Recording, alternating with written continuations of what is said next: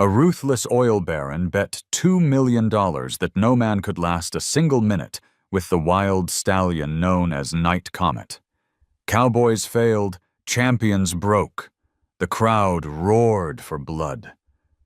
But then came Mason Hale, a weary farmer with nothing but silence in his chest. No rope, no whip, no tricks.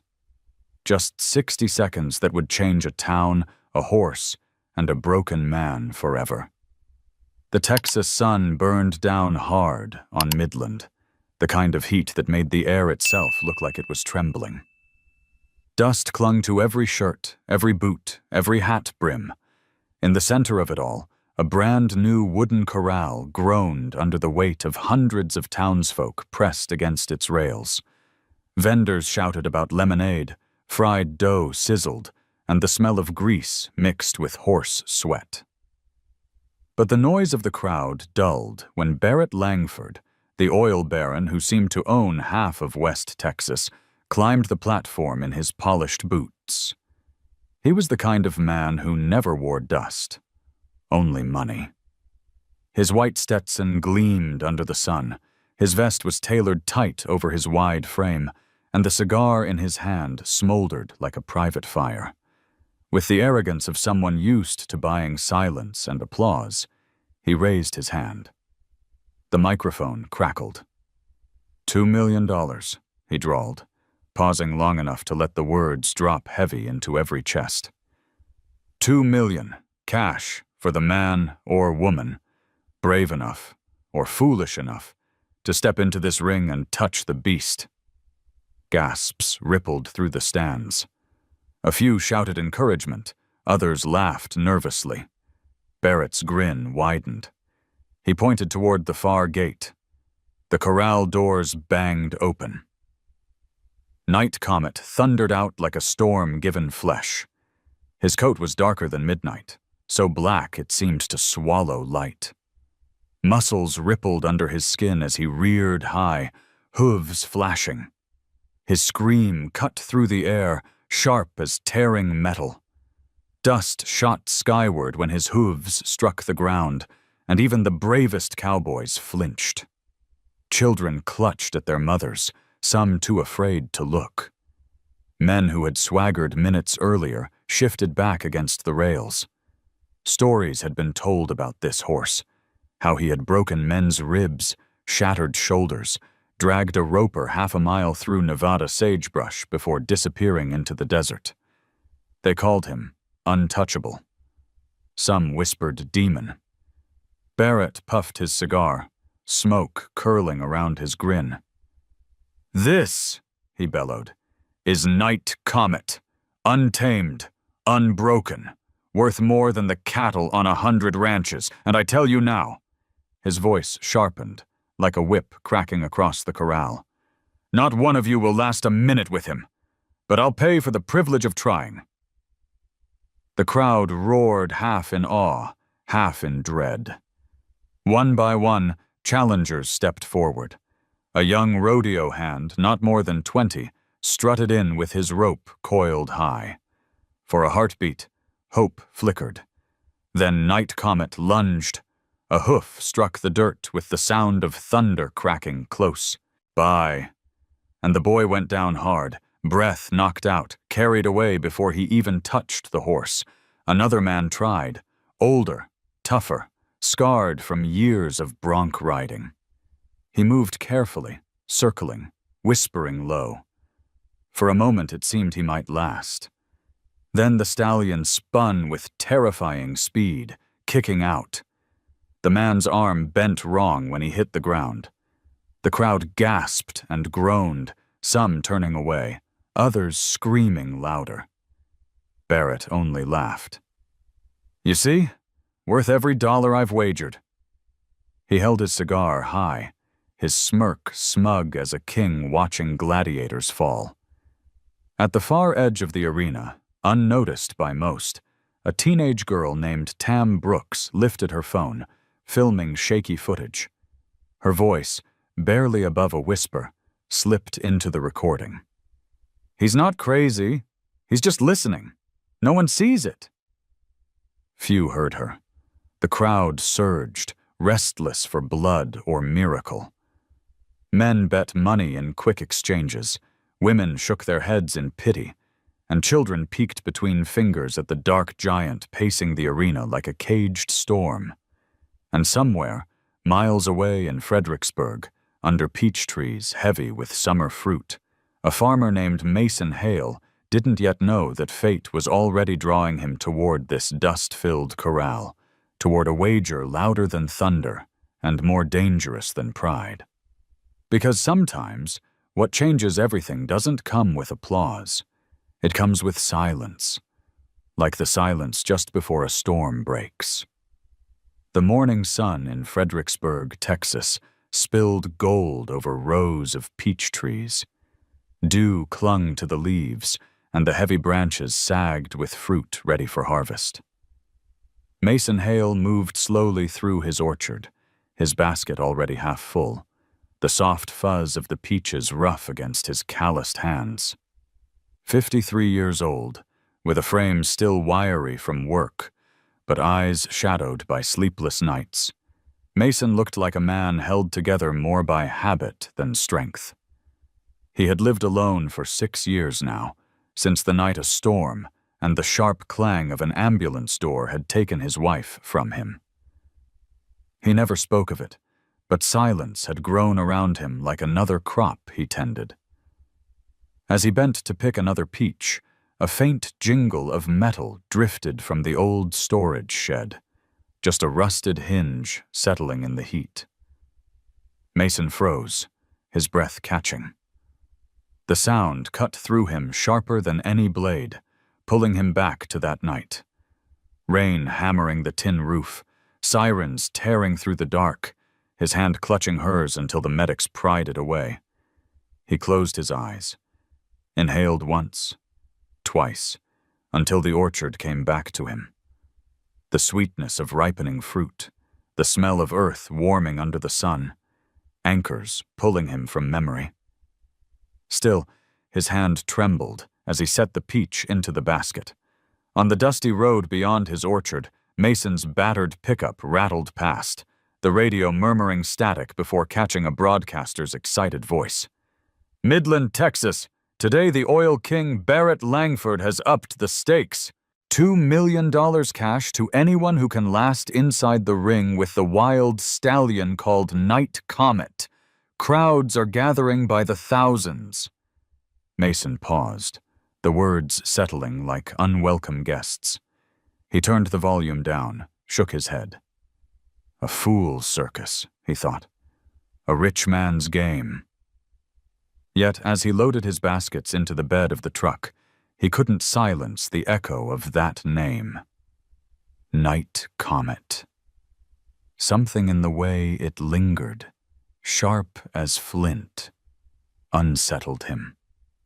He muttered, half to the orchard, half to himself, "There's always somebody willing to make sport of pain." He secured the load with a length of rope frayed from years of use, his hands moving by memory. The orchard stretched quiet behind him, but Mason felt the weight of the silence pressing heavier than usual. He had promised himself he would take his peaches to the Midland market this season, a trip he had delayed too many times. The orchard could not carry him alone. Bills stacked higher each month, and the tractor coughed smoke more often than it turned over. The price of peaches was fickle, like oil, like weather, like life itself. He sighed, climbing into the cab, the bench seat torn, the dash rattling with each turn of the key. As the truck pulled onto the highway, Mason rolled the window down, letting warm air whip through his thinning hair.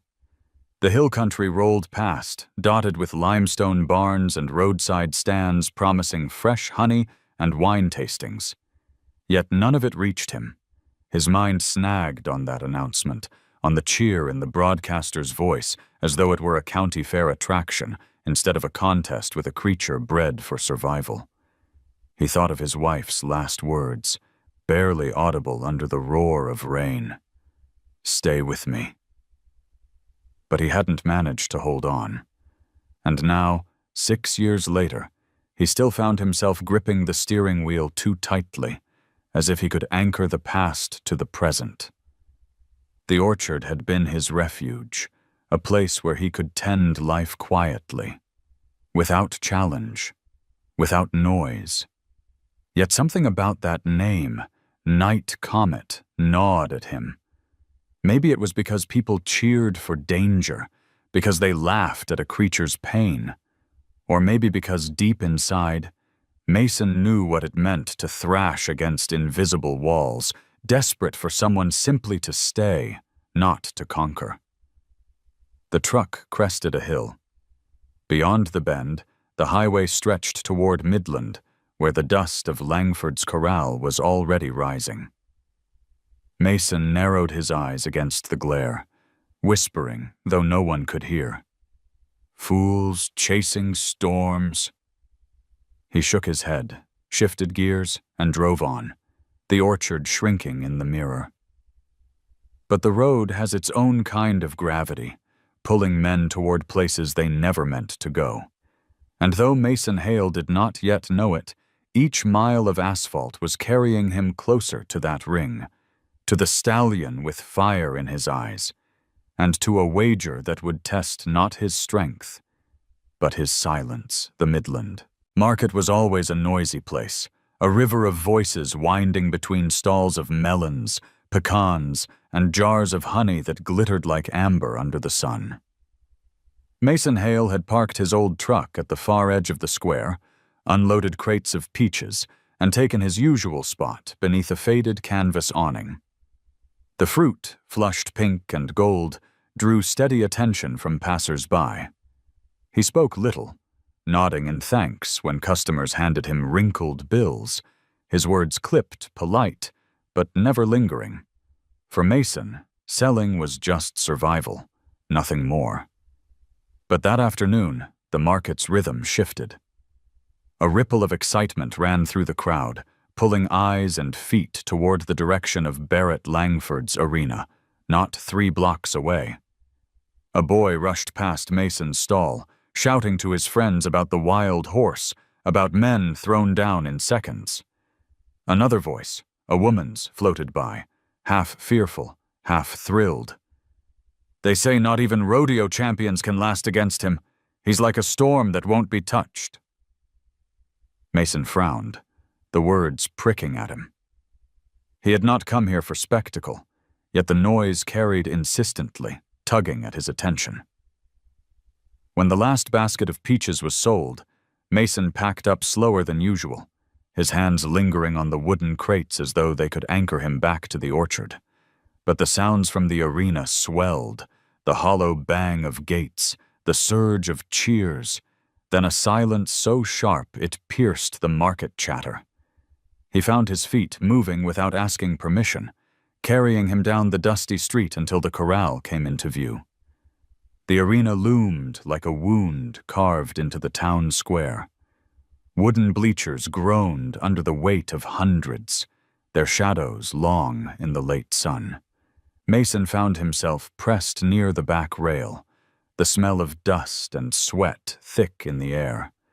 Inside the ring, Night Comet paced, black mane slashing, eyes fever-bright. His muscles bunched with every stride, his breath clouding in bursts that caught the light like smoke. Men shouted wagers, others jeered, but Mason noticed something different. While the crowd saw violence, Mason saw the way the horse's ears flicked, not only in rage but in warning, small, frantic signals of fear. He leaned against the rail, his own shoulders softening, letting the weight drain down into his boots. He did not glare, did not challenge. He simply breathed. Night Comet's pacing slowed. For one fragile instant, the stallion's head turned toward the corner where Mason stood. Their eyes met, gray into black. The arena noise seemed to dim.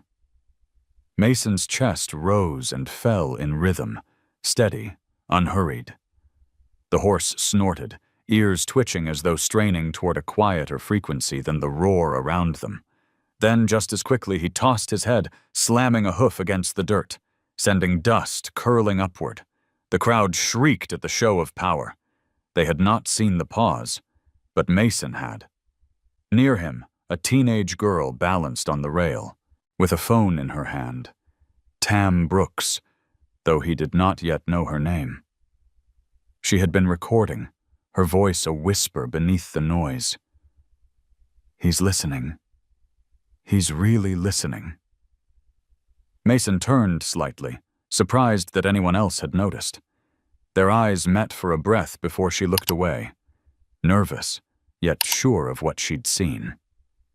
Another challenger entered the ring, rope twirling, spurs glinting. The crowd roared approval. Mason stepped back, hands tightening on the rail, his pulse quickening. He told himself he would leave, that he had no business here. But when the cowboy was thrown hard into the dirt, the echo of the horse's scream lodged itself deep inside Mason's chest. He walked away from the arena as the cheers rose again, each footstep slow, reluctant. The image of Night Comet's dark eyes followed him down the street, through the thinning market, and back to his truck. He gripped the steering wheel, staring at his own reflection in the cracked rearview mirror. For the first time in years, his silence felt restless, unsettled. As he started the engine, the voice of the announcer still carried down the wind, wrapping itself around him like an unfinished sentence. $2 million for anyone who dares stand against the storm. Mason's jaw tightened. He didn't want the money. He didn't want glory. But something in him whispered that storms were not meant to be mocked, and sometimes the only way to survive one was to stand still and let it see you. By late afternoon, the light in Midland turned copper, the kind that stretched shadows long and made every splinter in the bleachers glow like embered wood. The crowd had swelled again, as if drawn back by tide. Mason returned, too, telling himself he needed to pass by the arena to reach the highway, then finding his feet stalled by the sound of a microphone warming up. The corral boards creaked, a gullied wind combed at the bunting. Somewhere a vendor clanged a spatula against his griddle, and laughter tumbled after it before dying on the rails. Barrett Langford stepped into the center as if it were a stage built to fit only his stride. His Stetson made its own small moon. His rings winked like little agreements with fate. "We've had our fun," he called. Voice poured smooth through the speakers. "You've seen the bravest this side of Pecos and the quickest this side of Cheyenne. But it seems," he tipped the brim toward the far corner where Mason stood half in shadow, "we've also had a tourist who thinks he can preach quiet to a storm." Head swiveled. Mason didn't move. He had the polite stillness of a man waiting his turn at the feed store. Barrett smiled like a dealer cutting fresh cards. $2 million stays on the table, but the rule changes. Touchings for children. I'll pay for presents." He let the word hang, then snapped it shut. 60 seconds in the ring with Night Comet, no rope, no whip, no tricks, without him bolting or breaking you. That's worth money. A gust rolled dust across boots and denim. In the hush, Night Comet's hoof rapped once against hardpan, a clean sound like a tap on a glass. The stallion traced the fence line, nostrils flaring toward the metallic taste of microphone and bolts. "Sir?" A calm voice cut across the speakers. Dr. Aria Montoya stood at the rail with a clipboard tucked to her ribs. Hair braided, sleeves rolled, she looked like a person who'd learned that presence was a tool when used gently. "If you want a fair trial of presence, you'll cut the PA system during the attempt. He's sound sensitive. That's not coddling. That's baseline welfare." Barrett's smile didn't move, but the corners hardened. Doctor, I'm selling a show, not a church service.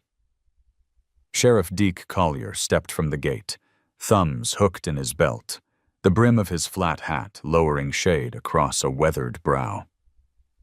Barrett, county ordinance says animals can't be subjected to unnecessary amplification during public exhibitions. If a participant asks for reasonable mitigation, we honor it. Keeps the lawyers out of our Sunday. A little ripple of relief moved the front rows. Mason let his shoulders soften a fraction, then tightened again, because old habits are loyal. Barrett's laugh skimmed the surface of a frown. Fine. Kill the mics during the attempt.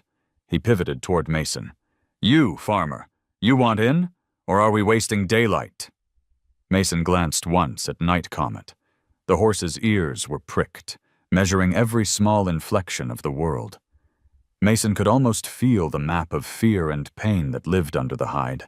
The hot seam at the scar on the left shoulder, the tightness in the front feet where the ground asked too much with every pivot. He swallowed. Not today. Booze and laughter crashed together. A boy near the rail yelled that the farmer was scared. A woman said God gave good sense to the humble. A man with a trophy buckle announced loudly that courage didn't clock in only at sunrise. Aria didn't look away from Mason. You saw him hear you this morning, she said, just above the noise. You changed your breathing. He changed his. That's not an accident. Mason cleared his throat. It had a dry, unused sound, like a hinge working itself back into the world. I'm not here to win a purse. Barrett leaned on the top rail, savoring the theater. No? Mortgage refinance got you comfortable then? The line got the cheap chuckles he'd paid for with ego, and a few people yelled about how they wished they could ignore $2 million and a headline. Mason let it pass through him like wind through a screen. If the bet is about presence, he said, then give me 3 dawns. No crowds, no mics. I'll stand outside the fence at first. He chooses whether to come closer. You want time? Barrett's smile dared him. Time costs. Time is the only thing that buys trust, Aria said. You want a clean 60 seconds. Let the man earn the right to ask. Sheriff Deke's voice followed like a gavel landing soft. 3 dawns. My deputies will cordon the east side. No amplification. The vet supervises. We all go home with fewer headaches. Barrett rolled the cigar between his fingers, a little ash falling like half-shed pride. 3 dawns. On the 4th morning, he steps in. If he can keep that animal with him for a minute, unforced and unbroken, I'll honor the wager. He cut his eyes at Mason. And if he can't, this town gets its spectacle, and we get on with our lives. Tam Brooks had edged closer, phone forgotten in her pocket. Sir? She asked Mason, tentative as a sparrow on a rail. When you stood still earlier, he turned his ear to you. I got it on video. It's small, but it's there. Mason nodded once, the way a person accepts a gift too fragile for words. Ears are doors, he said. You knock with your breath. What if he never opens? Someone called. Then we don't break in, Mason answered. It should have ended there, with the sheriff noting the terms, but Barrett never liked to leave a room without a fresh notch in the door frame. He pushed off the rail. One more clause, he said lightly, though the steel showed through. If you run, if you flinch, if you hide behind a gate, deal's off. Presence means you stay. Presence means you stay, Mason repeated, as if fitting the words to his own mouth. He looked across at the stallion. I can do that. Night Comet slowed his pacing to look back, and a hush fell, not commanded, not purchased, just the kind of quiet that arrives when a living thing tests a different answer. The horse's chest lifted, fell. A gust lifted his forelock and laid it down again. For a breath, nothing in the world seemed to move but dust motes and the idea of a future. Arya clicked her pen closed. "Dawn," she said, to no one and to everyone. "We'll start at dawn." The crowd's noise returned in careful increments, like a town waking from a strange dream and finding it had not embarrassed itself. Vendors resumed their calls. A sign for farm insurance knocked gently against a post. A banner advertising online therapy fluttered and stilled. Mason noticed each detail the way a person notices exits in a new room. He also noticed his hands, steady now, resting open against the rail.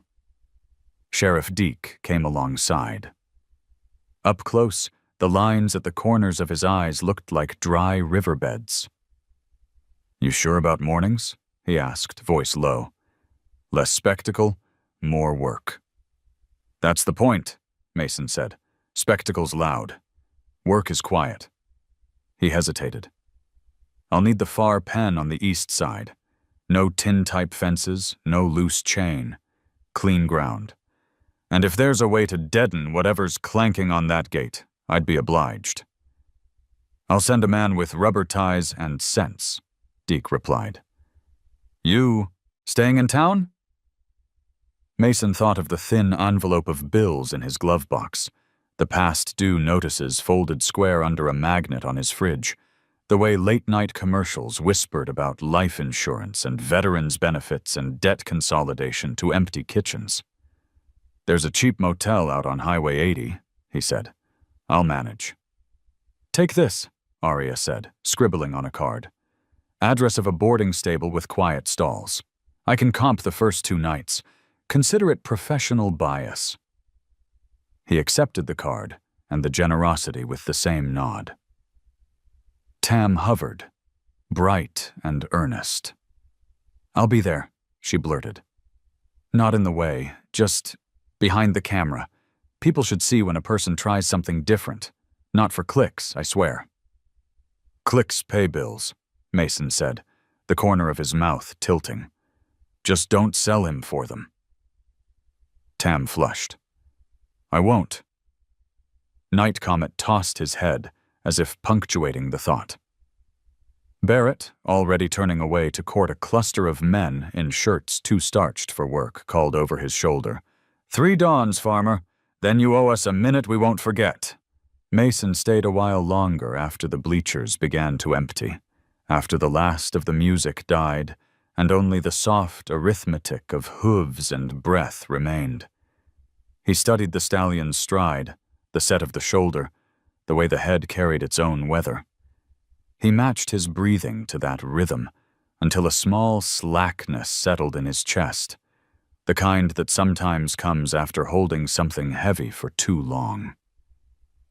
As the sky bled from copper to violet, he stepped back from the rail. "Tomorrow," he said softly, not sure whether he was speaking to the horse or to himself. The word landed between them and didn't break.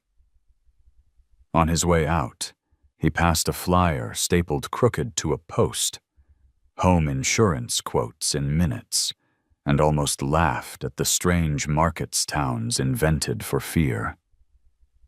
He slid behind the wheel of his truck, turned the key, and let the engine find its rough song. The road toward the motel ran straight, then gently curved, as if unwilling to startle anyone into the truth. Mason followed it, the taste of dust and hope in his mouth, and for the first time in years, the thought of morning didn't feel like a fight he was doomed to lose. He didn't look back. He didn't need to. The promise had already been made. 3 dawns to learn a language without words, and then a minute to prove that staying could change the shape of a storm. The motel off Highway 80 smelled faintly of bleach and tired carpet. Mason Hale slept little, the kind of restless dozing that left him more exhausted than when he lay down. Before the alarm could sound, He swung his legs over the side of the bed, rubbed his face, and pulled on the same work-worn jeans from yesterday. Outside, the Texas sky was still indigo, a thin silver seam of dawn pressing at the horizon. The town of Midland was quiet, its carnival noise hushed to embers. Today, there would be no bleachers, no cigar smoke, no jeering crowd, only him, the horse, and the promise he had made. By the time Mason reached the East Pen, the sheriff's deputies were already leaning against their trucks, hats low, coffee steaming in styrofoam cups.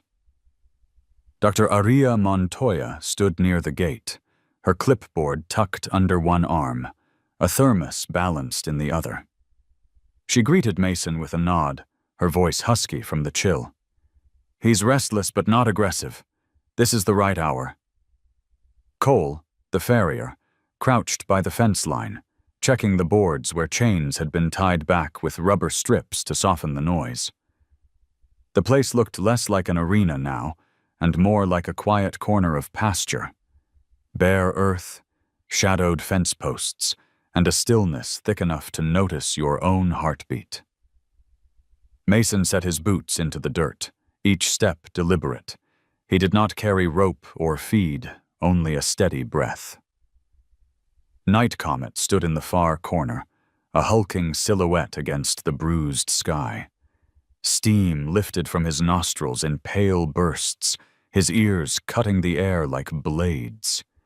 For a moment, the stallion's body coiled tight, as if bracing for another chase, another clash. But Mason did not challenge him. He leaned against the rail outside, shoulders loose, chin low, and simply exhaled. The breath stretched long, 4 counts in, 6 counts out, until it sounded less like exertion and more like surrender. Mason's chest rose and fell with the rhythm of an orchard breeze, the way he used to breathe when he listened to the sound of ripening peaches settling into summer. Night Comet shifted his weight, nostrils flaring. The deputies stopped talking. Even Aria stilled her pen. For 10 long minutes, nothing happened except the simple symmetry of one man breathing and one horse pacing. Then, without warning, Night Comet stopped. His ears flicked backward, not in rage but in concentration. He turned his head a fraction toward Mason. Dust lifted from his forelock. A sigh, almost imperceptible, rattled out of his chest, the first sound of release. Mason felt it ripple through him, as if the horse had borrowed his lungs to let something go. It was not triumph. It was not spectacle. It was a beginning. Mason closed his eyes, let the moment expand, and whispered, "Good." Not praise, not command, just acknowledgement. Tam Brooks appeared suddenly, sneakers crunching the gravel. She had woken early, camera dangling useless at her side. Aria frowned but said nothing. The girl's presence was as quiet as a prayer. Tam hugged her arms, whispering, "He heard you again." Mason only nodded. He knew better than to gild silence with too many words. The sun began to climb, staining the corral boards with gold. Night Comet pawed once at the dirt, then walked away, circling the far side of the pen with restless energy. The connection had thinned, but not broken. Mason lifted his hand just slightly, palm open. The horse did not return, but his ears flicked toward him, as if filing the gesture away. By the time Mason stepped back from the rail, his shirt clung with sweat, though the morning was cool. He felt drained, yet lighter. Sheriff Deke met him with a nod. "That looked like something," he said, though his voice carried the careful caution of a man who didn't want to claim more than truth. Aria scribbled on her clipboard. "First sign of co-regulation," she murmured, half to herself. "That sigh wasn't random." Mason looked once more at the stallion, who now grazed at nothing, chewing the dawn air as though it held secrets. He felt a tremor in his own fingers, the familiar aftershock of touching pain without hands. He flexed them open, steadying. "Tomorrow," he said softly. Arya caught his tone. "Yes," she agreed. "Tomorrow." The deputies scattered, the girl finally shouldering her camera again, and Mason climbed into his truck as the town stirred awake behind him. Billboards for life insurance, online therapy, and mortgage refinance slid past in the rising sun. He barely noticed them. His mind was still with the stallion, with the sigh that had broken the heavy morning air. It was a small thing, invisible to anyone looking for glory. But to Mason, it was proof that silence could bend the shape of fear. For the first time in years, as he drove toward the motel, he did not dread the hours before sleep. Tomorrow would come, and he would be there to meet it. The second dawn broke clearer than the first, a wind sweeping the sky of its night clouds and leaving a pale canvas of morning stretched wide above the mesquite and cedar. Mason Hale arrived at the East Pen earlier than anyone else. He had not slept. Sleep was an old adversary, but he did not feel the same crushing weight as the day before. Instead, there was a tautness in him, like a rope strung between posts, fragile but purposeful. The deputies rolled up soon after, headlights cutting through dust before fading in the new light. Sheriff Deke nodded from behind his coffee, wordless, as if the silence Mason carried was contagious. Arya Montoya came with her satchel and thermos, her braid dark against the pale collar of her shirt. She looked rested but alert, a woman tuned to every twitch and breath inside the corral. Cole arrived last, carrying a small box of tools. "I won't interfere unless he's near me," he said quietly. "But if those hooves start to tell me something, I'll mark it down." Mason only nodded.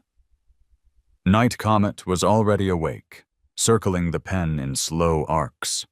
His coat gleamed wet from dew that had settled overnight, every muscle standing out in the growing light. His ears flicked constantly, restless, as though charting an invisible storm. When he saw Mason at the fence line, he stopped, head high, and blew a hard breath. The sound echoed off the boards, less a warning than an announcement. "I see you."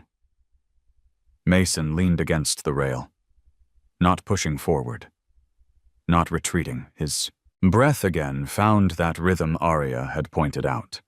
Slow, deliberate, the kind that filled space rather than cut through it. But today he tried something more. He crouched down, lowering himself until his head was level with the boards, making himself small. It wasn't submission, not exactly, but it was an offering. "I won't tower above you." The horse tossed his head, uncertain. Then, with deliberate slowness, he began to step nearer. 1, 2, 3 strides, stopping short of the middle. His neck bowed, his hooves shifting nervously.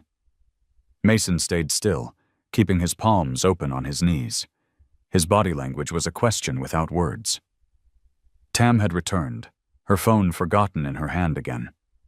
She stood beside Arya, whispering without realizing it.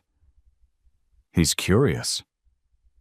"Curious is dangerous," Cole muttered, eyes fixed on the horse. "Curiosity can turn quick." But Night Comet did not turn. Instead, he pawed the dirt once, then snorted, a softer sound than the day before. Mason slowly raised his hand, palm open, not reaching through the rail, but showing it at chest height. The horse's ears pinned forward, then flicked sideways. He stepped closer still, then stopped, the distance of a man's reach between them. The silence was so thick Mason could hear his own pulse in his ears. He thought suddenly of his orchard at dusk, the hum of cicadas, the weight of fruit bending branches, the hush before the night birds began. He spoke, low enough that only the morning and the horse might hear. "I know what it feels like, when the walls won't let you breathe." His voice cracked on the last word. Night Comet's head jerked, ears twisting. For an instant, the fragile thread of calm seemed to snap. He reared halfway, hooves striking dirt, eyes flashing. Mason didn't move. He let the surge break like a wave against stone, his breath unchanged. The stallion dropped back down, pawed the ground again, and then, unexpectedly, exhaled in a long rush. Arya's pen scratched furiously across her clipboard. "That's not random," she murmured. The deputies exchanged looks, but none spoke. Even Sheriff Deke, who had seen his share of rodeo stock and wild tempers, frowned as though trying to translate something new. Mason finally lowered his hand. He didn't try to touch, didn't step forward. Instead, he leaned back against the rail, giving the horse space to choose. Night Comet shifted once more, then retreated to the far end, ears still flicking toward him, even as his body turned away. The session ended when the sun had risen fully, painting the boards with streaks of gold. Mason stepped back, sweat darkening his shirt. His knees ached from crouching, but he didn't mind. Something invisible had happened in the pen. Something not easily explained or sold.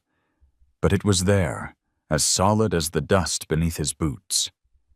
Tam finally remembered her camera. She lifted it hesitantly and whispered, "I think people should see this. Not just the noise, the quiet, too." Mason gave her a look, unreadable, then said, "If you show it whole. Don't cut the silence." As the others packed up, Arya caught Mason's arm lightly. "Tomorrow may be harder. Progress isn't a straight line." He gave a tired smile. "Nothing ever is." He walked back to his truck as the town stirred awake. Signs for health insurance quotes and mortgage refinancing fluttered on roadside billboards. He ignored them all, his mind replaying the horse's long exhale, the sound of a creature admitting, for a heartbeat, that it wasn't alone. And Mason wondered if maybe that was all either of them wanted, to breathe once without fear. The third dawn arrived cleaner than the others, as if the sky itself had been rinsed overnight. The air smelled faintly of sage and damp cedar, and the light crept across the flat ground like a secret being revealed. Mason Hale pulled his truck up before the deputies, who had already stationed themselves with thermoses and weary patience. Today, no one spoke much. Even Tam Brooks, who was always fidgeting with her camera, held it at her side as though afraid to break whatever might happen next. Night Comet was waiting. He did not circle or toss his head as much as the mornings before. He stood near the center of the pen, his massive chest rising and falling, his eyes tracking every move along the rail.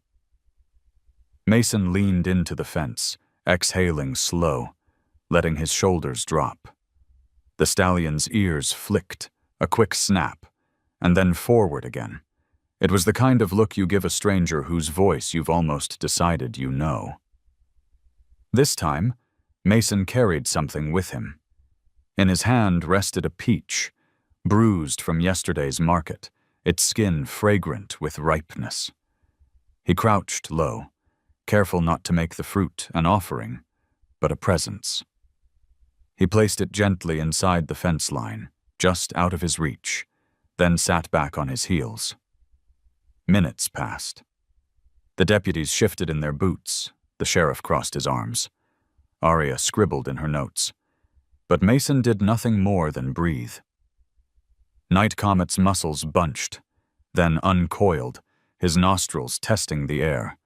He stepped forward one pace, then another. The sound of his hooves against dirt carried like drumbeats in the stillness. When he reached the peach, he lowered his head. His lips brushed it once, twice, before he blew a warm breath across Mason's hand. Tam gasped, quickly covering her mouth. Arya whispered, "That's proximity. He's choosing it." Mason's fingers trembled, but did not close. He kept his palm open, flat, letting the horse's breath roll across his skin. For a moment, time itself seemed to hold, sunlight suspended, dust frozen mid-air, hearts beating slower in their cages. Then Night Comet lifted his head, the peach forgotten, and stepped back 2 paces. The connection broke, but it didn't vanish. Mason lowered his hand, steady now, and looked into the stallion's eyes. What he saw was not peace, not yet, but the faint crack of a wall that had held too long. He swallowed hard, speaking low. "I'll stay." His voice shook, but the words were clear. Night Comet pawed once, flaring his nostrils, then gave a sound deeper than a snort. A short, rumbling exhale that quivered like a door unbolted. Mason felt the weight of years press against his chest, years of silence that had kept him locked as much as the horse had been. His throat ached, his eyes burned, but he refused to blink away the sting. Arya broke the moment softly. "That's trust beginning. Don't chase it." Mason only nodded, standing slowly, his knees stiff. He left the peach inside the fence. Some gestures, he believed, were meant to stay where they were given. When the session ended, the deputies dispersed quietly. No one clapped, no one cheered. Even Tam didn't reach for her phone until the horse had wandered back to the far end. Mason walked to his truck, his body aching, but his spirit oddly steady. Sheriff Deke joined him at the tailgate. "That was something," the sheriff said, voice low, respectful. "Don't know what name to give it, but it was something." Mason managed a tired smile. "Not everything needs a name." Driving back toward the motel, he passed billboards flashing their promises, life insurance quotes, student loan refinancing, healthcare plans, each one loud with easy answers. He thought of the horse's warm breath across his hand, of the way silence had carried more weight than all the words in the world. Some things, he decided, couldn't be bought, couldn't be insured, couldn't be refinanced. They had to be lived. By the time the truck rolled to a stop, the sun was high, burning off the morning cool. Mason sat a long moment behind the wheel, his hand still tingling faintly where the horse had breathed across it. He closed his eyes, let out a long sigh, and whispered, "Tomorrow we step in." And though no one else was there to hear it, the words felt like a covenant binding 2 survivors to the same fragile thread of trust. The 4th morning did not begin with stillness. It began with a clatter. Somewhere beyond the corrals, a chain dropped hard against steel, and the noise ripped through the cool air like a blade. Night Comet's head shot up, ears knifing back, eyes wide with a flash that turned his body into a coil of rage. He reared, striking out at nothing, his scream tearing through dawn. Mason Hale froze mid-step at the rail. The sound pierced him too, though for different reasons. He heard not only the horse's terror, but his own memory. The storm-slammed night, when the ambulance door had clanged shut, when rain hammered the roof, and he had been left standing outside, His wife's hand ripped from his grasp. That same metallic violence seemed to split the air again, and he staggered against the fence, clutching the wood with fingers that refused to steady. Sheriff Deke swore under his breath, scanning for the source of the noise. One of Barrett's hired hands, too eager for spectacle, had dropped a chain against the gate deliberately, smirking at the chaos. The sheriff barked an order, sending 2 deputies to drag the man away. But the damage was done. Night Comet stormed the far side of the pen, dirt exploding beneath his hooves, his black body cutting across the pale light like lightning loosed from its tether. "Stay back," Aria Montoya called, though her own voice was tight with alarm. Don't push him now." She gripped her clipboard like a shield, eyes darting between horse and man. Mason could barely breathe. The sound of metal still echoed in his head, loud as thunder inside a room too small. He pressed his palms flat against the rail, forcing his breath out in a slow hiss, trying to find the rhythm that had steadied him before. But it faltered. He closed his eyes, and against the dark he saw his wife's face again, pale in the ambulance light, her whisper carried away by sirens. He whispered back now, words that had lived unsaid for 6 years. "I couldn't save you." His voice cracked open the silence. Aria turned sharply, understanding. Inside the pen, Night Comet pawed and circled, sweat already slicking his shoulders. The stallion's sides heaved with furious breaths, but then, just barely, he hesitated. Mason's voice had reached him, not the words, but the fracture in them. Mason opened his eyes, locked onto the horse, and spoke louder, steadier. "I can't change what broke, but I can stay." The stallion's ears flicked toward him. The scream that had torn through the morning dissolved into a rough, uneven snort. He stopped short of the rail, still quivering with energy, still dangerous, but not striking. Dust drifted around his legs like smoke after a cannon shot. Tam, pale but determined, lifted her camera, whispering almost inaudibly, "People need to hear this part too." Mason's knees trembled. His body felt hollowed out, as though the sound of metal had shaken something loose he had carried too long. Yet his hands, pressed against the wood, were steady now. He inhaled once more, deep enough that the cold air scraped his lungs, and let it out slow. The stallion's breathing shifted, not calm, but less jagged. Aria stepped forward slightly. "He's holding.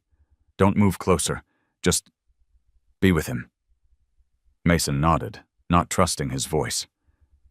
He stayed at the rail until Night Comet finally wheeled away, trotting back to the far side of the pen, still unsettled, but no longer thrashing. The silence that followed was brittle, but it held.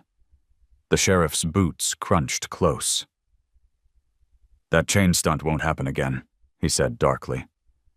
"Barrett's men think this is still a show.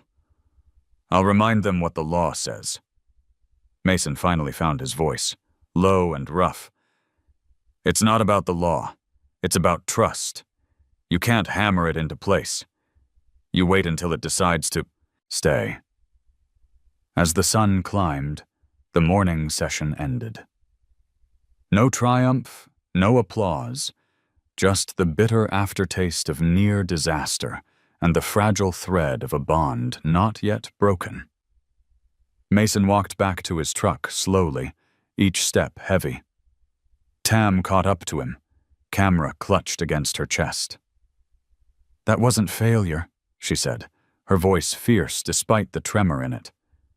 "That was real." Mason gave her a tired look, not unkind. "Real doesn't always look like winning." He slid into the driver's seat, hands tight on the wheel, but his chest carried something lighter. Not relief, something sharper. He had said out loud what grief had held hostage for years. And though it broke him, it also made space.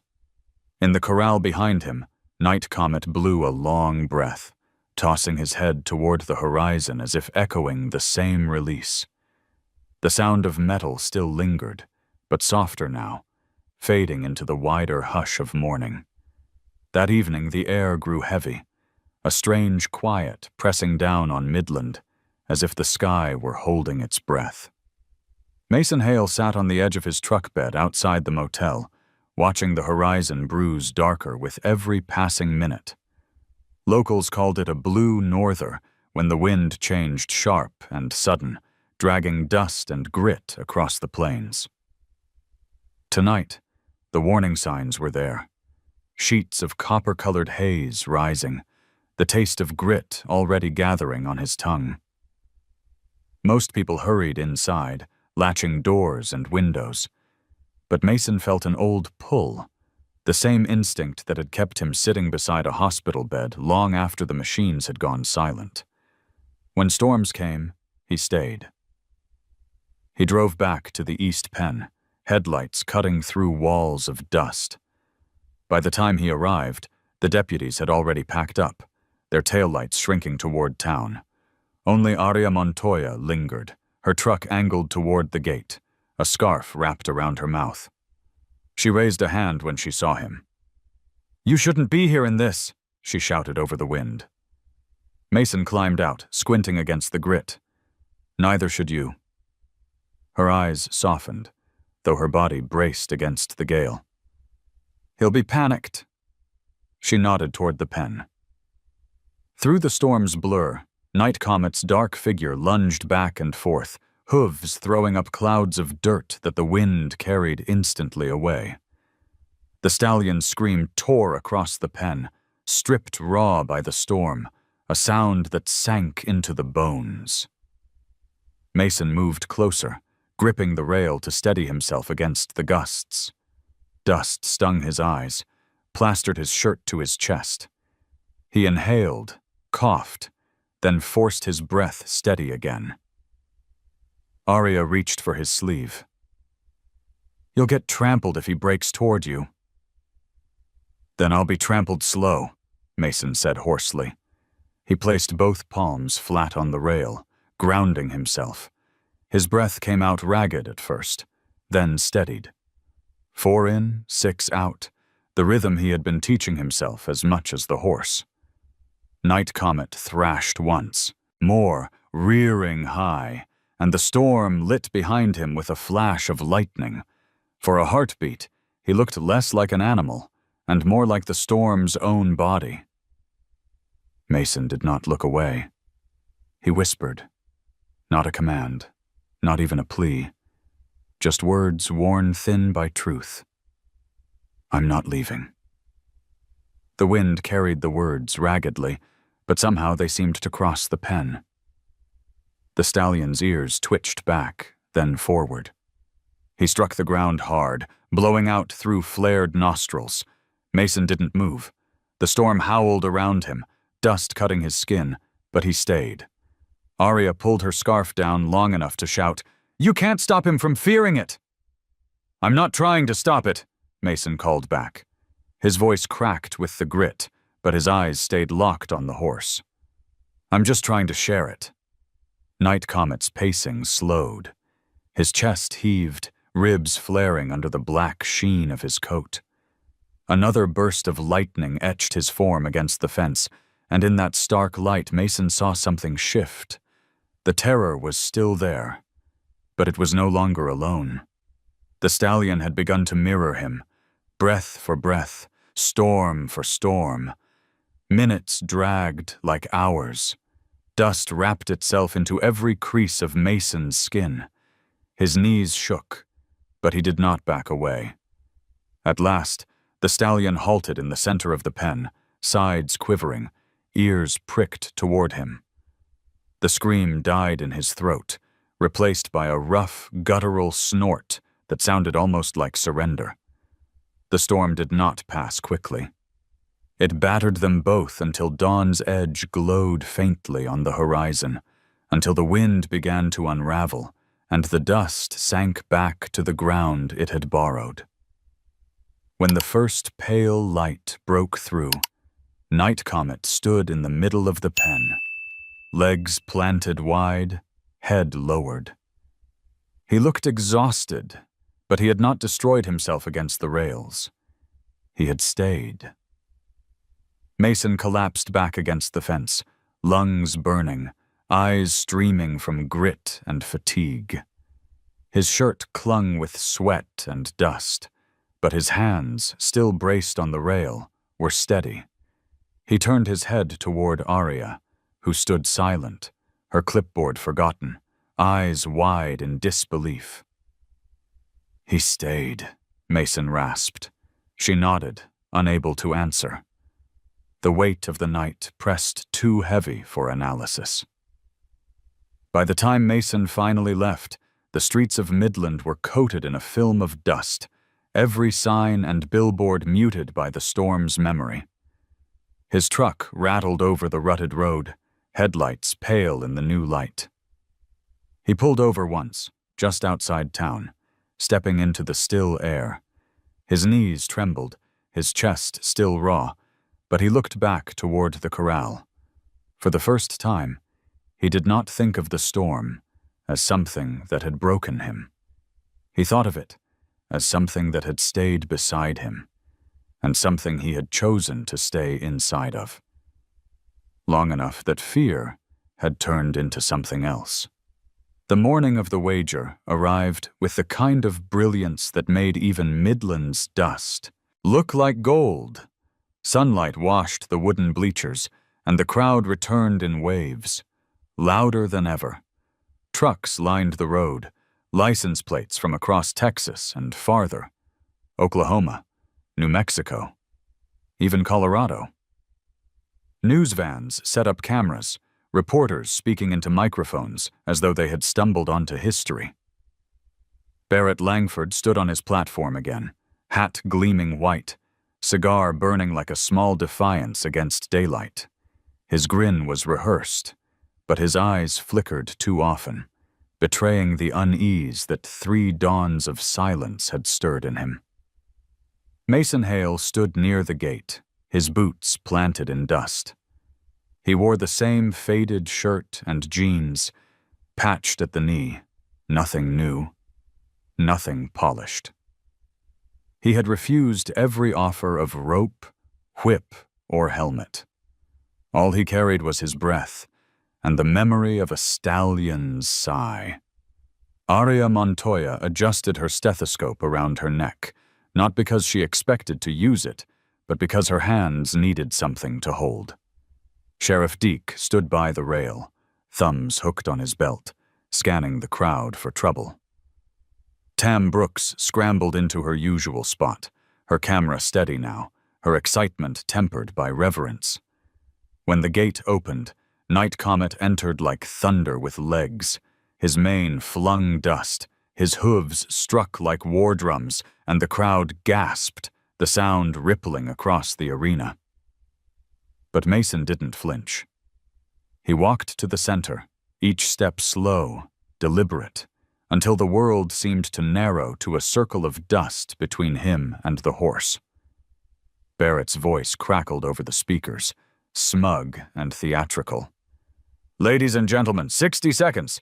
Can a farmer stand where champions fell?" His words dissolved into cheers and jeers, a storm of noise that threatened to drown the moment. Sheriff Deke signaled sharply. The amplifiers cut. The arena fell to silence, heavy and complete. Even the crowd seemed startled by the absence of sound. Mason faced the stallion. His chest rose and fell in rhythm, breath steady, hands open at his sides. Night Comet's ears pinned forward, his body coiled for a charge. The stallion lunged 3 strides, hooves tearing at the earth, then stopped short. Dust rose between them. Mason didn't move. He didn't even blink. The first 10 seconds crawled like hours. The horse circled, testing, muscles shifting under his black coat. Mason turned only his head to follow. never his shoulders. The crowd leaned forward, their own breath caught, time stretching taut. At 20 seconds, Night Comet swung in close, hot breath striking Mason's chest like fire. His nostrils flared, eyes burning, but he didn't strike. Mason's voice came low, almost inaudible. "Easy. I'm here." At 30 seconds, the stallion veered away, pawed the ground, then wheeled back, dust exploding. Mason shifted only enough to keep his balance, breath steady, gaze soft. His heart pounded, but his stillness held. At 45 seconds, something broke. Not in the horse, not in the man, but in the distance between them. Night Comet lowered his head, just slightly, neck trembling with the effort of restraint. His breathing slowed. The crowd gasped, the sound swelling before being swallowed by awe. Mason raised his hand, palm open, not commanding, but inviting. The final seconds ticked like thunder behind glass. 55, 56, 57. Night Comet's muzzle brushed Mason's open palm. The arena erupted, cries, sobs, the thunder of boots against bleachers. But Mason didn't hear it. At 60, he closed his eyes, feeling only the warmth of breath against his skin, the silent agreement between two survivors. When the whistle blew, he lowered his hand gently, stepping back without turning away. Night Comet stood, ears forward, calm in a way no one in Midland had ever seen. The hush that followed was deeper than any cheer. It felt like the world itself holding its breath. Barrett's cigar slipped between his fingers, ash scattering down his vest. His mouth opened, but no words came. For the first time, the Baron of Oil and Arrogance looked small against the dust and the silence. Mason exhaled, steady, and whispered to the stallion, "Thank you." The words weren't for the crowd, weren't for money. They were for the horse who had allowed a man to stay inside his storm without breaking.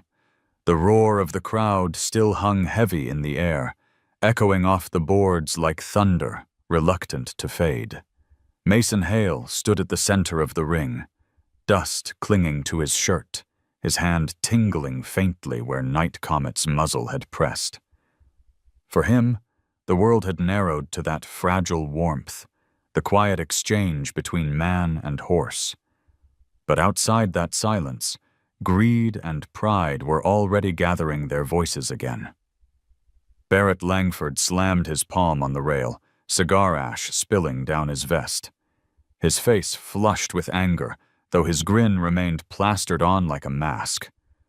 "Not so fast," he barked into the microphone, his voice distorted now, no longer smooth. This was no victory. That animal's been tampered with, fed, doctored, coddled. This was theater, not trial."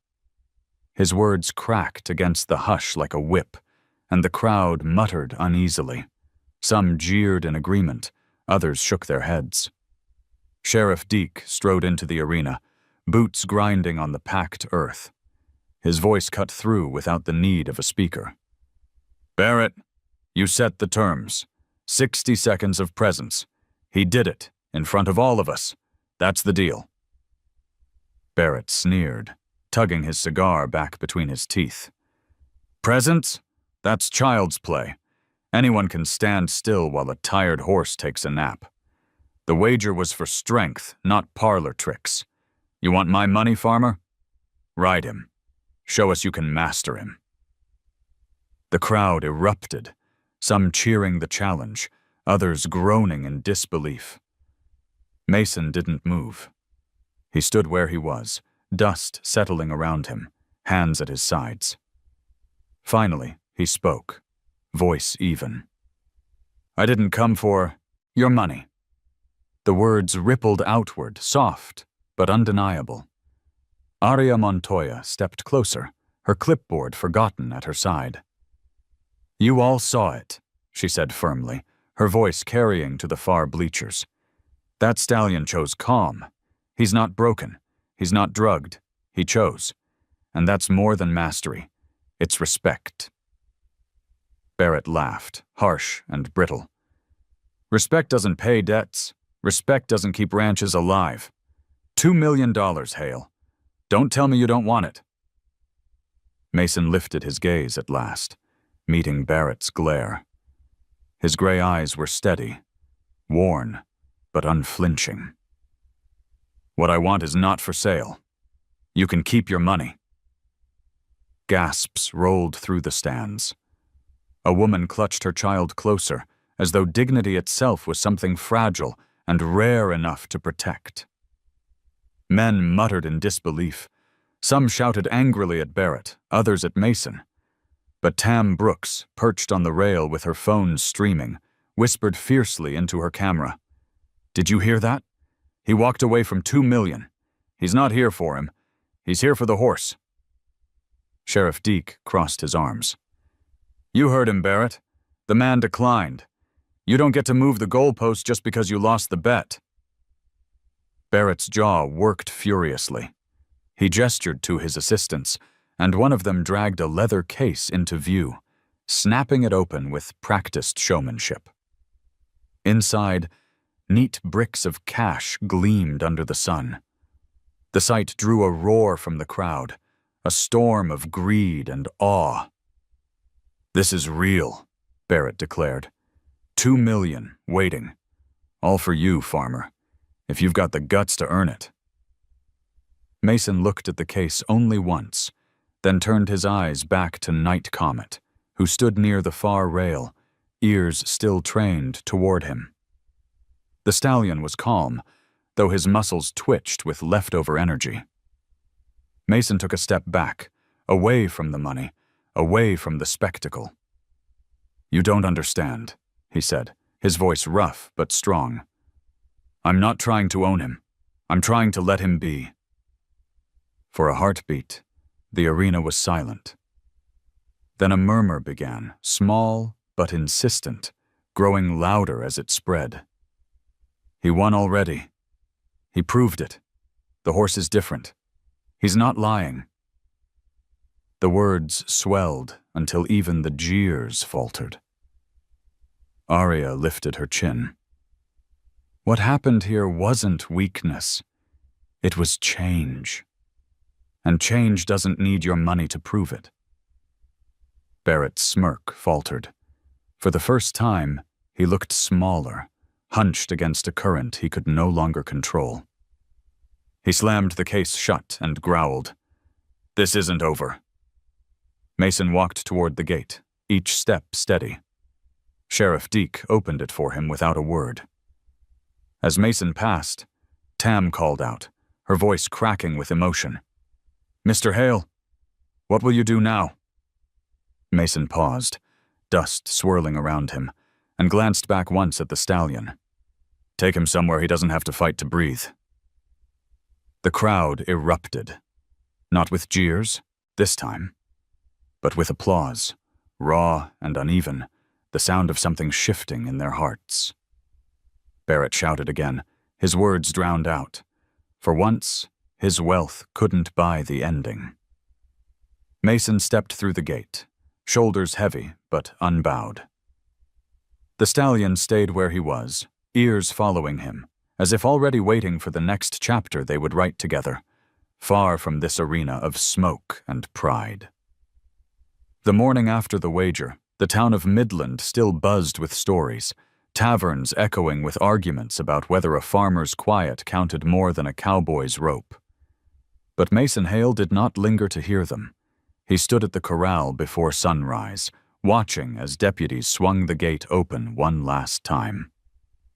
Night Comet emerged, no ropes biting into his hide, no chains rattling to spur fear, just the wide road ahead, lit by the faint silver of dawn.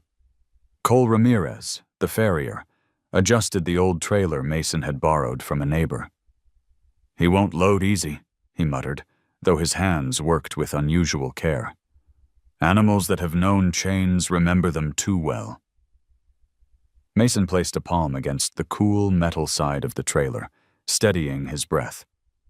Then I won't rush him. For 2 hours, he waited, sitting near the ramp, never looking straight at the horse, humming low as the sun climbed higher. Night Comet circled wide, nostrils flaring, hooves pawing the ground. The crowd from yesterday had dissolved, leaving only a few curious ranch hands, and Tam with her quiet camera. Finally, with a snort that sounded more like defiance than surrender, the stallion stepped onto the ramp. Mason didn't clap, didn't cheer. He only whispered, "Thank you," as the horse settled into the trailer's shadow. By mid-morning, Mason's old truck rumbled out of Midland, the trailer swaying gently behind it. The road stretched long and empty, dust rising behind wheels. For the first time, Mason felt distance wedge itself between him and Barrett Langford's empire. He could breathe again.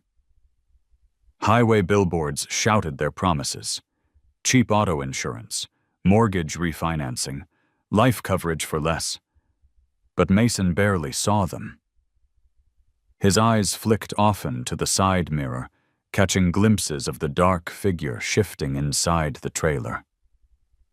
Aria followed close in her truck, her hand raised in a small wave when their eyes met at a stoplight outside Odessa. Cole rode behind them in his van of tools. And Tam, though her mother had scolded, trailed anyway, determined to keep the camera rolling. At a rest stop near Monahan's, Mason pulled over. The land spread out in rippling dunes, the wind brushing them into soft lines. He opened the trailer door slowly. Night Comet stamped once, ears alert, but he didn't bolt. Mason leaned against the doorframe, letting the horse taste the open air. Dust swirled around them, but this was no arena. No one shouted, no one bet. Just sky and silence. Aria joined him, shielding her eyes from the glare. "You'll need a quiet place before nightfall. Horses carry storms inside them long after the clouds have cleared." Mason nodded. "I know. So do men." They drove on. The miles unfolded steady, the world flattening into desert, then rising into mesas as they neared New Mexico. Mason hummed sometimes, old tunes his wife once sang while they picked peaches. He didn't notice he was doing it, but Aria, driving alongside, caught the way the stallion's restless shifting calmed when Mason's lips moved. At dusk, they reached a small ranch near Carlsbad, a place Aria had arranged with a friend. The corral there was nothing fancy. Rough boards, clean water, open sky. Mason backed the trailer up, heart thudding. When the door swung wide, Night Comet stepped out slowly, head high, nostrils working. He tossed his mane, pawed once, and then, without frenzy, walked into the pen as though claiming it. Tam gasped softly behind her camera. Cole whistled low. Never seen one move like that after a haul. Mason gripped the fence post, relief shaking through him. The horse was here, free of the noise, the chains, the smoke of cigars. He whispered again, words almost lost to the wind. "No chains anymore. Not for you. Not for me." As night came down, stars pricked the wide sky. Mason sat on the fence rail long after the others turned in, watching the stallion graze under the moonlight. He thought of the orchard he had left behind, of the silence that had been a cage more than a comfort. Now, for the first time, silence felt like something shared. The road without chains had begun, and it carried them both toward a horizon no money could buy. The road bent north and rose into higher country, the air thinning as mesas gave way to mountains that cut the horizon clean. By the time Mason Hale's old truck rattled past the faded sign reading Taos County, dusk was sliding down the slopes. Sage and juniper filled the air with a dry, sharp fragrance. Night Comet shifted inside the trailer, hooves thudding in a steady rhythm, impatient for ground that did not move beneath him. Aria Montoya's truck led the way up a dirt road carved into the mesa's side. At its end lay a wide stretch of land, open as breath, backed by the Sangre de Cristo peaks glowing red in the sinking sun. A rough wooden gate had been built only days before, its planks new and pale, still raw with the smell of sawdust. Nailed to the top board was a sign painted by hand, Quiet Sky Sanctuary. Cole Ramirez leaned against his van, already there ahead of them, having driven through the night. "Built it myself with 2 ranch hands," he said proudly, wiping dust from his brow. "Not fancy, but it'll hold." Mason cut the engine. The silence that followed felt larger than the land itself. He stepped out, boots sinking into the sandy soil, and breathed deep. The air here was different, thinner, cleaner, the kind that seemed to rinse something out of the lungs. For a long moment he simply stood, letting the stillness seep into him. Then he walked to the trailer. His hands, though cracked and rough, moved gently on the latch. The hinges squeaked as the ramp lowered. Night Comet stamped once, nostrils flaring at the new air. His mane caught the wind, whipping across his neck like a flag. Mason did not stand in his path. He moved to the side, shoulders low, giving the stallion the entire doorway. The horse stood at the threshold, muscles taut, the line of his scar catching the last light of day. He could have bolted. He could have spun back. Instead, he paused, ears swiveling toward Mason. The farmer whispered, low and steady, "This is yours.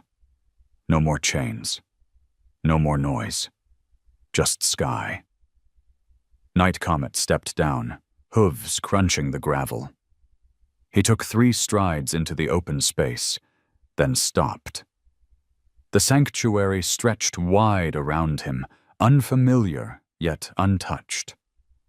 He tossed his head once, blowing hard, then turned back. Not to flee, not to fight, but to look directly at the man who had opened the gate.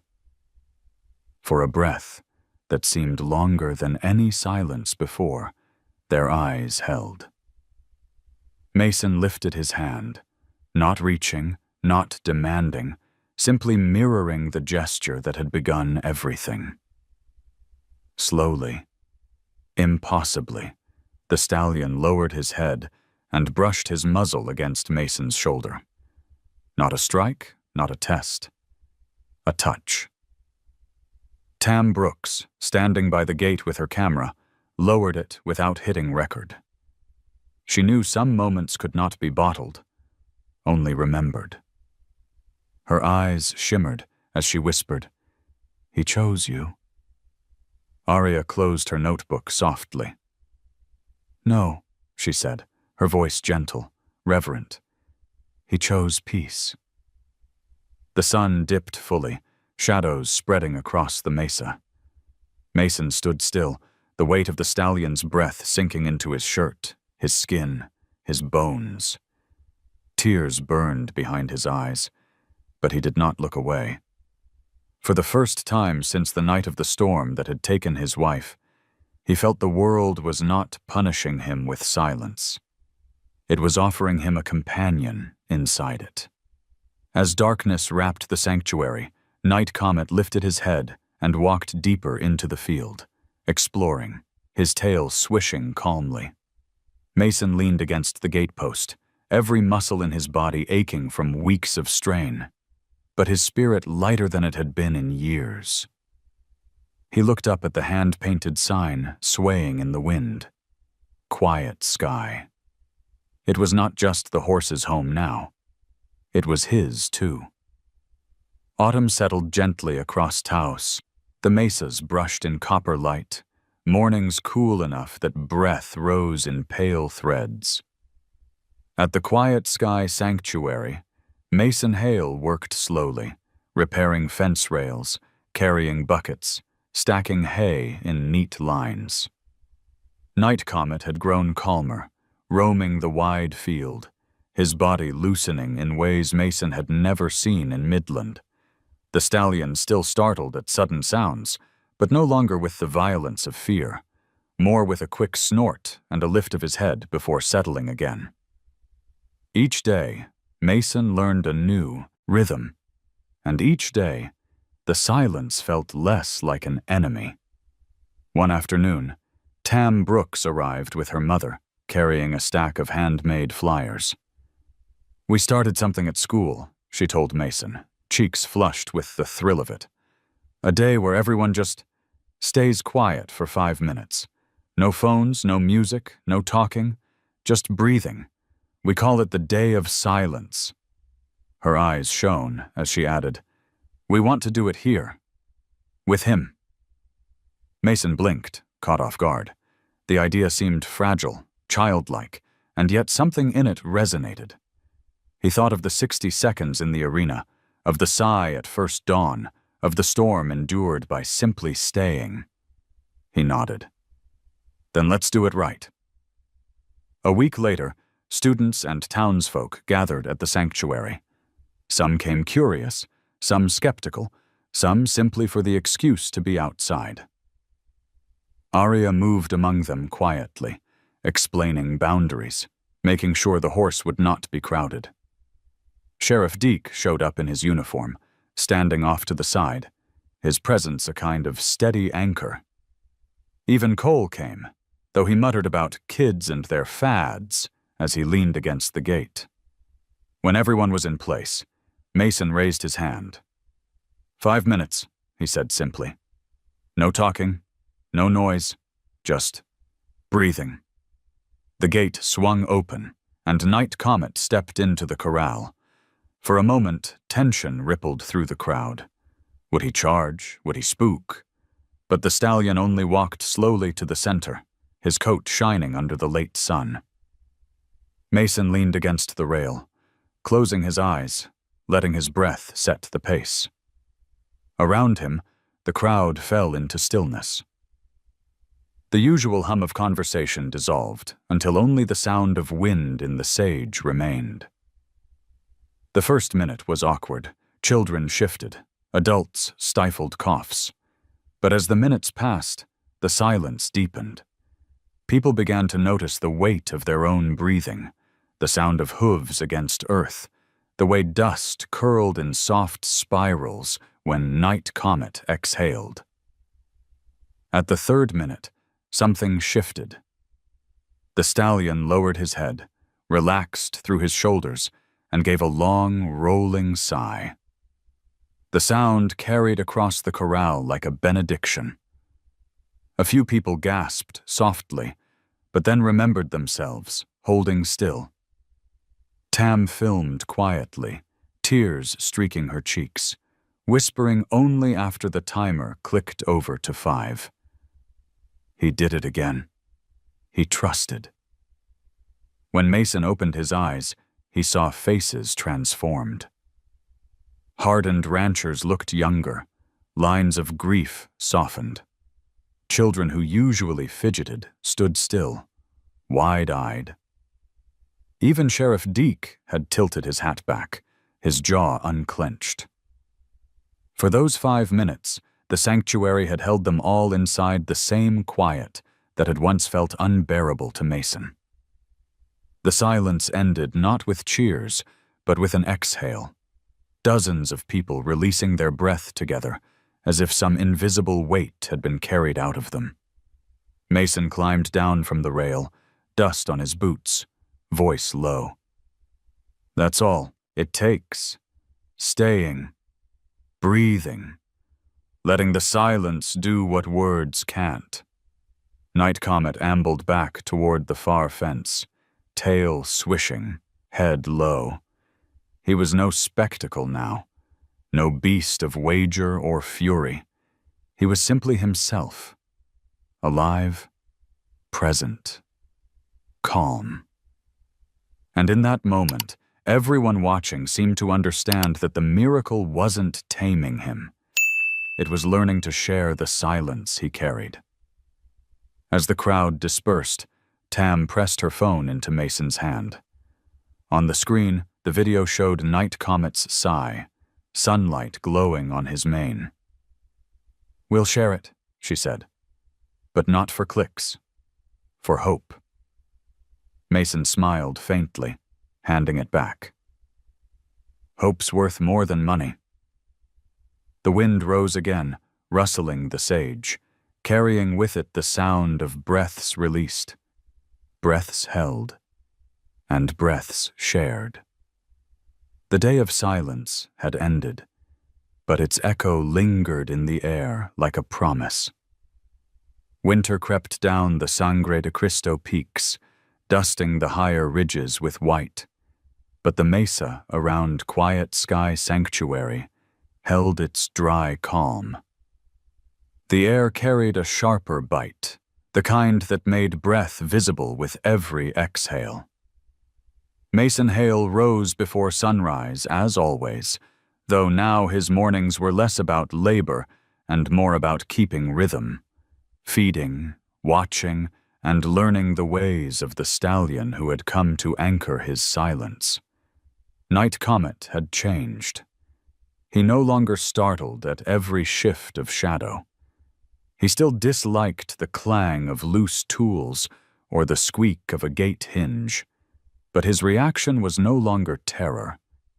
It was alertness that settled quickly back into calm.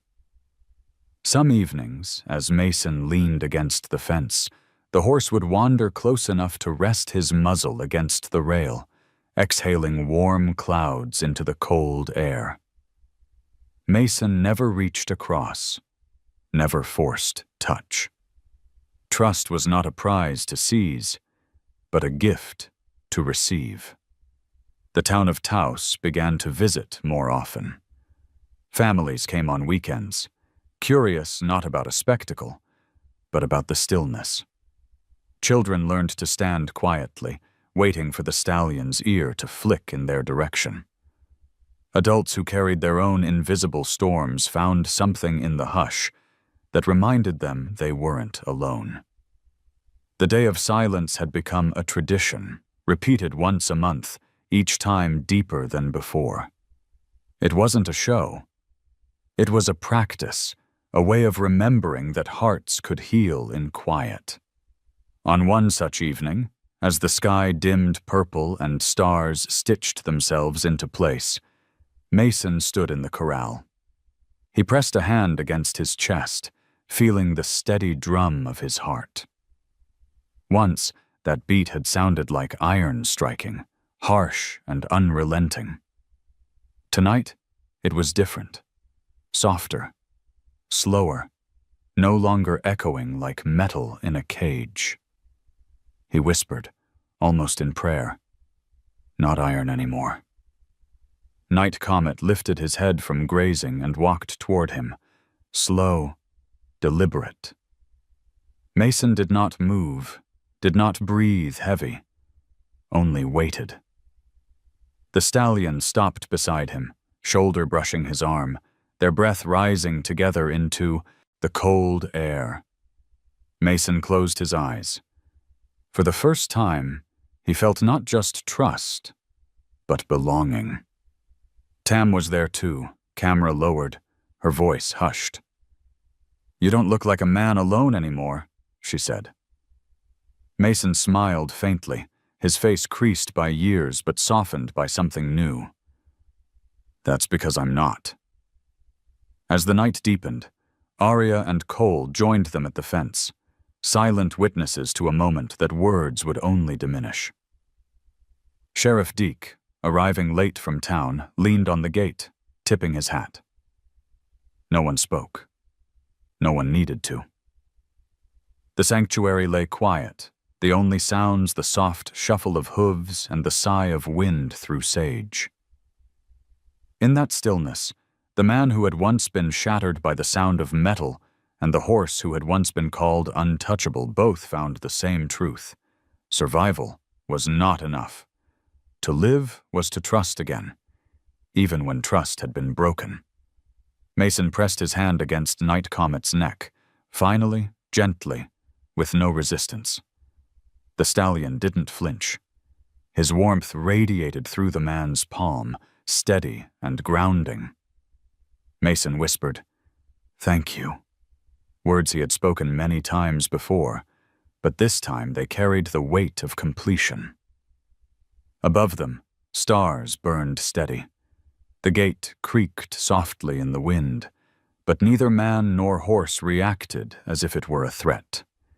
It was only wood, only sound, not chains, not loss. The metal had been left behind. At Quiet Sky Sanctuary, under the cold glow of the New Mexico night, a farmer and a wild horse stood side by side, their hearts no longer bound by fear, but by the quiet rhythm of breath shared freely. And for once, the silence was not empty. It was whole. Sometimes, the loudest victories are found in silence. If this story touched your heart, leave a simple 0 or 1 in the comments. I'd love to know you stayed until the end. Don't forget to subscribe and join me for the next journey of hope, healing, and the unbreakable bond between humans and horses.